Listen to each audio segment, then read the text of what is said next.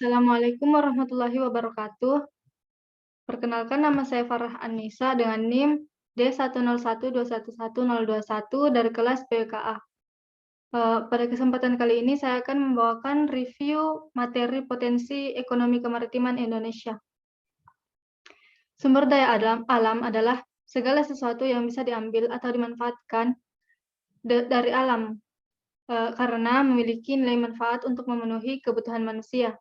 Sementara, merujuk pada Kamus Cambridge, sumber daya alam adalah sesuatu seperti galian atau tambang, laut, hutan, dan kekayaan alam lain di suatu tempat yang dapat dimanfaatkan oleh manusia. Sumber daya alam tidak dihasilkan oleh manusia, sehingga seringkali sumber daya alam juga disebut anugerah alam. Potensi kemaritiman Indonesia terbagi menjadi dua, yaitu potensi pembangunan ekonomi kemaritiman berdasarkan jenis sumber daya alam dan potensi pembangunan ekonomi kemaritiman menurut sektor kegiatan. Yang pertama, potensi pembangunan ekonomi kemaritiman berdasarkan jenis sumber daya alamnya, yaitu merupakan salah satu modal pembangunan dan selama lebih dari 4 dasawarsa telah menjadi mesin pertumbuhan ekonomi Indonesia.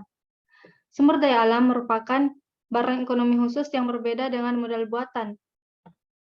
Jika dimanfaatkan dengan baik, sumber daya alam dan jasa lingkungan yang dihasilkan akan memberikan manfaat yang dapat memakmurkan masyarakat. Sumber daya sendiri adalah suatu nilai potensi yang dimiliki oleh suatu materi atau unsur tertentu dalam kehidupan. Sumber daya tidak selalu bersifat fisik atau tangible, tetapi juga non-fisik atau intangible. Sumber daya ada yang dapat berubah menjadi semakin besar atau hilang, dan ada pula yang kekal atau selalu tetap. Di samping itu, ada pula sumber daya yang dapat pulih atau dapat diperbarui, atau juga disebut renewable resources, dan sumber daya yang tidak dapat pulih atau non-renewable resources. Ekonomi perairan laut dapat dibagi menjadi dua, yaitu perairan laut pesisir yang meliputi daerah paparan benua dan laut lepas atau laut oseanik. Penetapan batas wilayah pesisir sampai saat ini belum ada definisi yang baku. Namun, ada kesepakatan dunia bahwa wilayah pesisir merupakan suatu wilayah perairan antara daratan dan laut. Ditinjau dari garis pantai suatu wilayah, pesisir memiliki dua macam batas, yaitu batas yang sejajar dengan garis pantai dan batas yang tegak lurus terhadap garis pantai.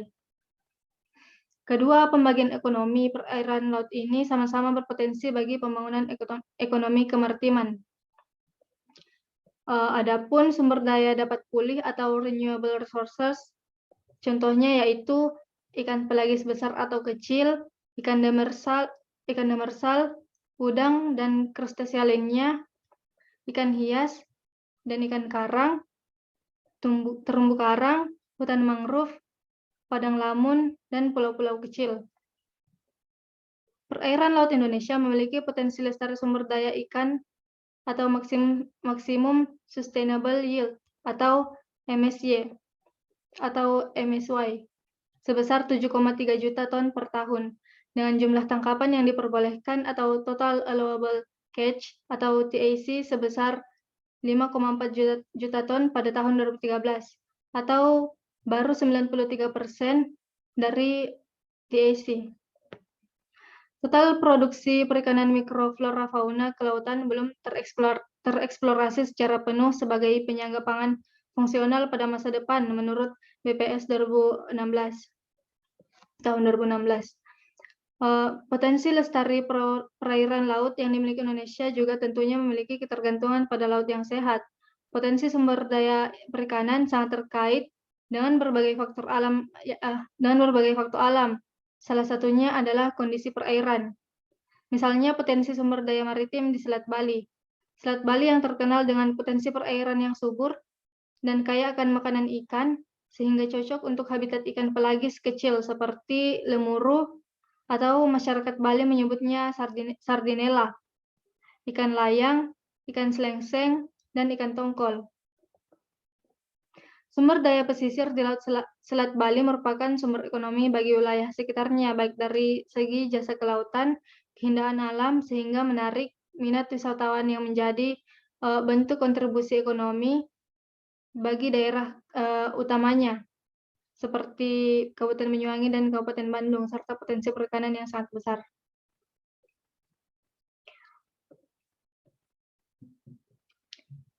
Lanjut, ditinjau dari ekosistem terumbu karang. Ekosistem terumbu karang merupakan bagian dari satu kesatuan ekosistem khas wilayah pesisir. Ekosistem terumbu karang perairan Selat Bali mendapatkan tekanan ekologis juga dari kegiatan aktivitas manusia. Pembangunan di kawasan pesisir yang tidak memiliki AMDAL, sedimentasi, predator, penyakit, suhu ekstrim, dan munculnya invasi yang menyebabkan kompetisi antar karang.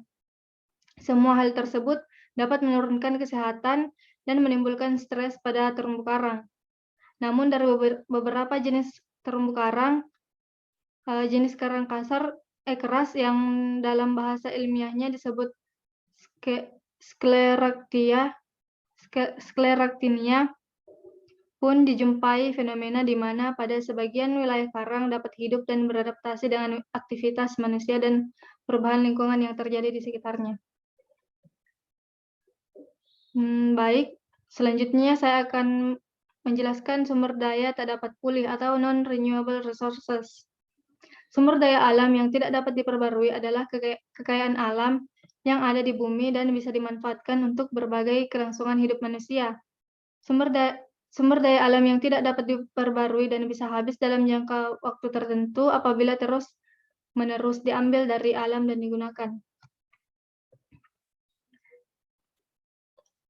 Contohnya yaitu bahan tambang, seperti bahan bangunan, pasir besi dan pasir kuarsa, batu apung, siderit, mineral radioaktif atau zikron, garam, titanium, lempung kualim, kromit atau kromium, dan emas. Batu bara merupakan salah satu jenis bahan bakar fosil yang berbentuk batuan sedimen yang mudah terbakar.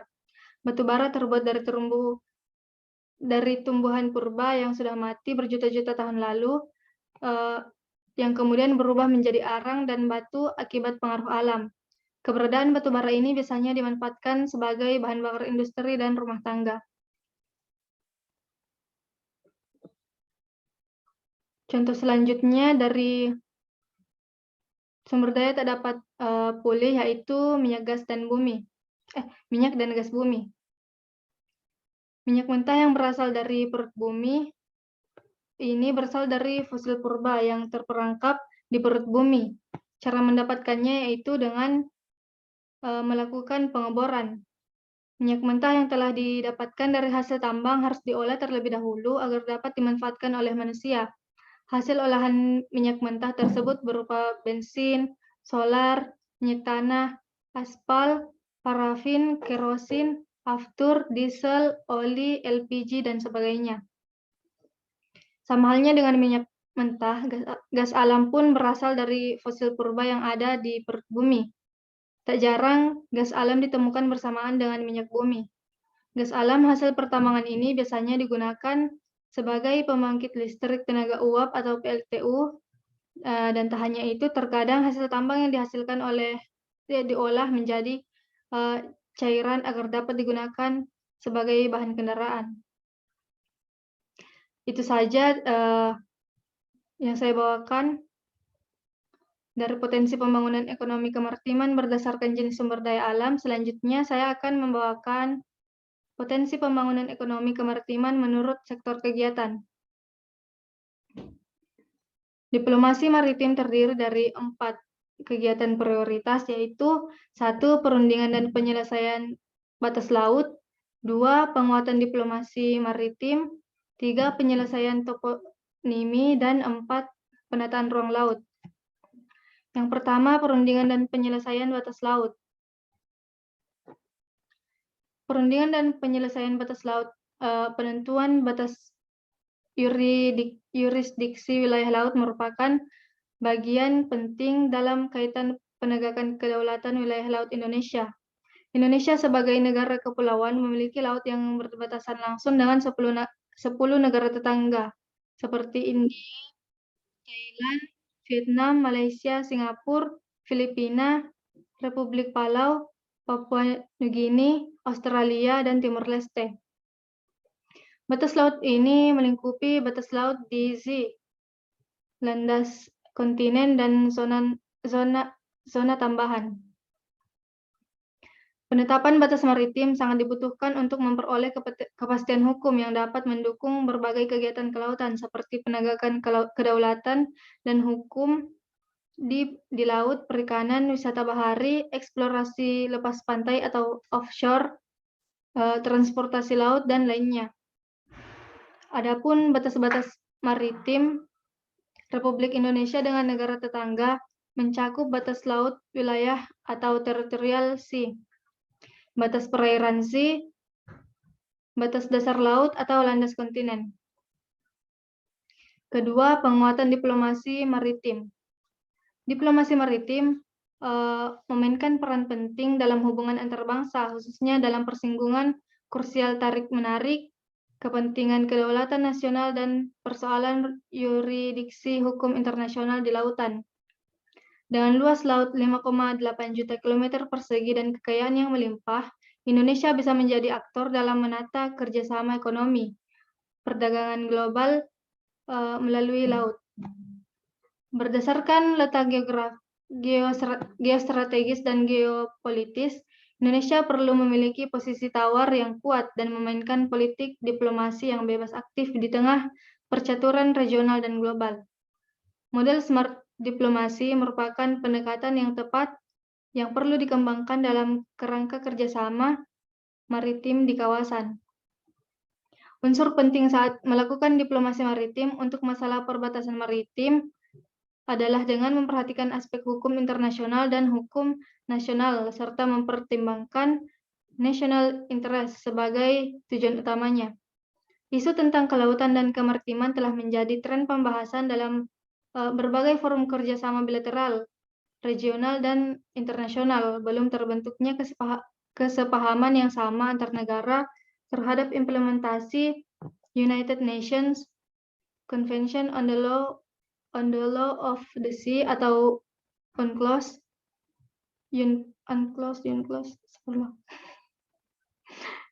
yang memuat hak dan kewajiban dalam mengelola sumber daya kelautan menjadi suatu isu lainnya yang perlu segera diselesaikan.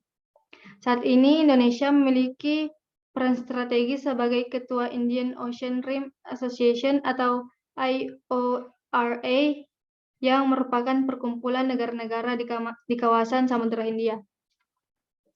Ketiga, ada penyelesaian toponimi. Toponimi pulau merupakan kebutuhan untuk mendapat pengakuan dari Perserikatan Bangsa-Bangsa atau PBB terhadap eksistensi pulau yang dimiliki oleh sebuah negara. Toponimi ini mencakup penamaan dan posisi geografis di muka bumi. Setiap negara berhak menerbitkan dan melaporkan daftar pulau tersebut kepada dunia internasional sebagai salah satu bukti daftar inventaris kondisi geografi wilayah kedaulatan negara. Indonesia mengklaim sebanyak 17.504 pulau yang terdapat di seluruh wilayah kedaulatan negara. Dari jumlah tersebut, sebanyak 13.466 telah selesai toponiminya, sisanya sebanyak 4.038 masih memerlukan proses penyelesaian verifikasi dan validasi. Sampai dengan tahun 2015 telah dilakukan tambahan validasi pulau sebanyak 1.399 pulau, namun hanya 375 pulau yang telah dilakukan verifikasi. Hasil penamaan atau toponimi tersebut akan langsung didaftarkan pada sidang PBB serta tentang standarisasi nama geografis atau United Nations Conference on Standardization of Geographical Names. Yang keempat, ada penataan ruang laut. Penataan ruang laut adalah suatu sistem proses perencanaan tata ruang, pemanfaatan ruang, dan pengendalian pemanfaatan ruang. Tujuan disusunnya penataan ruang kelautan nasional diantaranya adalah 1. mempersiapkan dukungan bagi pengembangan kegiatan sumber daya alam, pesisir, dan laut, serta fungsi perlindungan lingkungan. 2. Mempersiapkan wilayah pesisir dan laut untuk berperan dalam perkembangan global yang memberikan manfaat sebesar-besarnya bagi kepentingan nasional. 3. Membantu mengurangi kesenjangan perkembangan antar bagian wilayah nasional sesuai potensi dan daya dukung lingkungan, serta membantu peningkatan kesejahteraan masyarakat, terutama masyarakat marginal di wilayah pesisir dan pulau. 4. Memperkuat akses antar bagian wilayah nasional sebagai negara kesatuan serta memperkuat kesatuan wilayah nasional melalui kawasan perbatasan dengan negara lain. Serta 5. Yang kelima, mempertahankan dan meningkatkan kelestarian lingkungan pesisir dan laut. Adapun tambahannya yaitu bagaimana memaksimalkan potensi sumber daya alam berbasis budaya.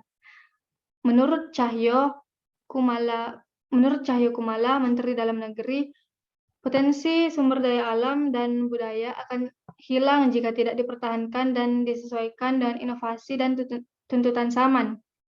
Karena bagaimanapun budaya dan sumber daya harus menyatu dan dipertahankan. Pariwisata merupakan salah satu faktor unggulan untuk menyumbang devisa negara terbesar setelah gas bumi. Oleh karena itu, diperlukan pengembangan dari sektor pariwisata. Laporan Kementerian Pariwisata, jumlah wisatawan yang berkunjung ke Indonesia mencapai 15 juta orang dalam setahun dan menyumbang 224 triliun rupiah. Maka dari itu, Menteri Cahyo meminta agar setiap daerah mampu mencermati daerah rawan bencana dan tetap menjaga kelestarian lingkungannya masing-masing, juga mencermati dengan baik terkait spesies-spesies yang hampir punah, penanggulangan limbah, serta sanitasi air bersih. Adapun implementasi strategi yang dilakukan mencakup yang pertama, pengembangan sistem konektivitas transportasi ke lautan melalui peningkatan pelayaran. Kedua, pengembangan dan pembangunan infrastruktur pelabuhan laut. Ketiga, pengembangan kemampuan dan kapasitas badan usaha nasional di bidang pembangunan dan pengelolaan infrastruktur yang berdaya saing dan bertaraf internasional dengan negara mitra. Keempat, meningkatkan keamanan dan keselamatan pelayaran. Kelima, peningkatan kemampuan sumber pendanaan nasional untuk pembangunan infrastruktur kelautan. Keenam, penciptaan iklim investasi yang baik untuk pembangunan dan pengelolaan infrastruktur kelautan. Ketujuh, peningkatan kerjasama investasi pembangunan infrastruktur dengan negara-negara mitra. Mungkin itu saja yang dapat saya review pada materi kali ini. Sekian, wabillahi taufiq wal hidayah. Wassalamualaikum warahmatullahi wabarakatuh.